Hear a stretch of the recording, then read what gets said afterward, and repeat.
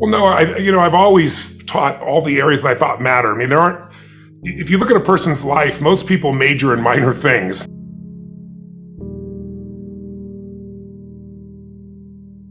Jim Rohn, my teacher, used to say that to me all the time, meaning they know about all kinds of things that don't matter. But there's maybe a half dozen things that matter most. There's your body, there's your emotions, there's your relationships, there's your finances, there's your career or your sense of mission or your business.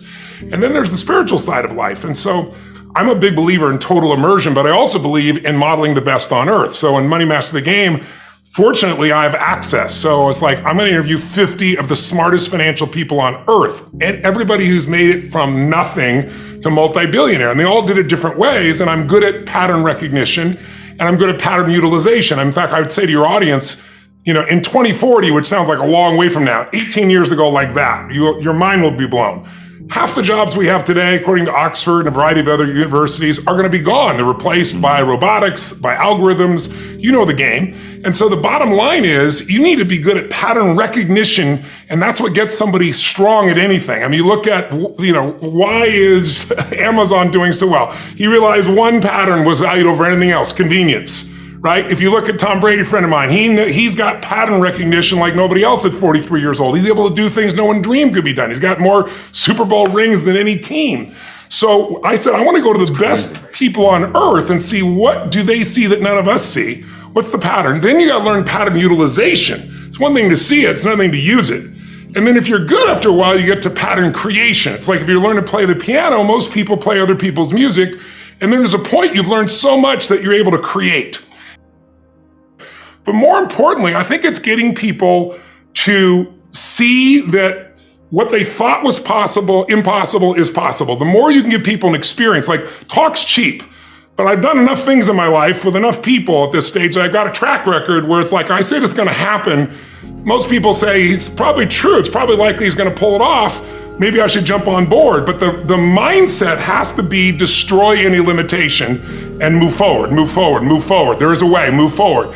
And I think if you watch this, it's like taking off on a plane from, I'm in Texas right now. If I flew from Dallas here to go to Hawaii, you're off course about 90% of the time. I'm a pilot. Now, what if every time you're off course, oh my God, I'm off course. Oh, I should freak out. Oh my God, I'm off course again. But you just tack back and forth and you land exactly where you want to be, 3,000, 4,000, 5,000 miles, away. Most of us have been conditioned not to take a risk. People ask me all the time, what does it take to be happy? And I always tell them it's really simple. One word: progress. Progress equals happiness. If you keep growing, you're gonna feel alive. And if you keep growing, you're gonna have more to give. And when you're growing and giving is when life is magnificent. It doesn't matter how many statues, Oscars they give you, or Emmys, or how much money you have in the bank. We've all seen people have all those things, and I get the phone call because they're depressed or somebody commits suicide in that area.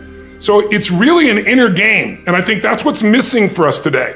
Everybody's focusing on the outside world, and hell, there's a lot of things in the outside world you'll never be able to control. You can influence, but you can't control it. This, your mind, your emotions, your body, you have 100% control over what you do with these things, and that's where the game is won. You win the inner game, then you win the outer game. But a lot of people spent their life trying to win the outer game, they won, and they're miserable. So to me, success without fulfillment is the ultimate failure. And so many people are focused on success still, which to me is like, there's nothing wrong with it, but it's like success is getting what you want. Fulfillment is living what you're made for. And it's like fulfillment and success, they're not even the same universe. And there's nothing wrong with going for success, but you really got to figure out what you're made for, and nobody knows in the beginning. So you start where you are and you do what's in front of you, do what's next, and you keep growing until you start to discover, hey, this is my real passion. This is my real hunger and drive. And it can change. People go for 5, 6, 7 years, and then they usually question their business, their career, their body, their relationships. And then one of two things happens. They change direction and feel renewed, or they go, no, I got a great deal here. What the hell's wrong with me? And they recommit and they get stronger. But that's life. And if you don't grow, I don't give a damn how much you got going for you, you're going to be miserable.